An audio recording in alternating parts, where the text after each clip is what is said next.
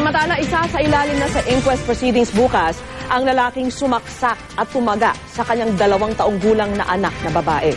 Saksi si Julio Segovia.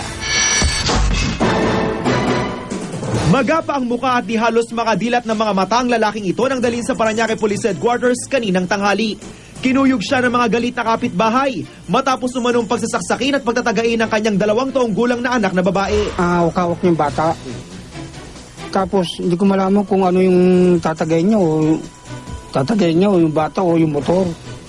Pagkatapos hindi pa nasiyan, binuksan niya yung ngayon, yung bang yung hose ng gasolina. Tinanggal niya yung hose tapos tininggihan niya. Narecover sa lalaki ang gulok at screwdriver, pati na ang posporong ginamit sa pagsilab niya sa motorsiklo para di malapitan ng mga kapitbahay. Hindi nga sir, hindi ka naman siya yung sa mag-anak sa pag-anak ko. Parang hindi ko na bigla ako napasukan ng sir, noon sa bahay.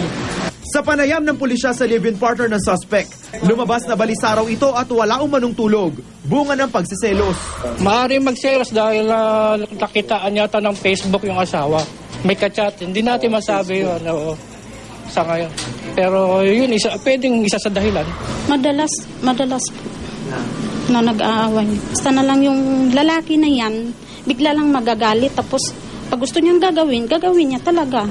Mabuti na lang daw at nakaligtas pa rin ang batang biktima na ngayon nagpapagaling sa Philippine General Hospital. Posibleng maharap sa reklamong frustrated parricide ang suspect na nakatakdang isa ilalim sa inquest proceedings bukas. Ako si Julio Segovia, ang inyong saksi.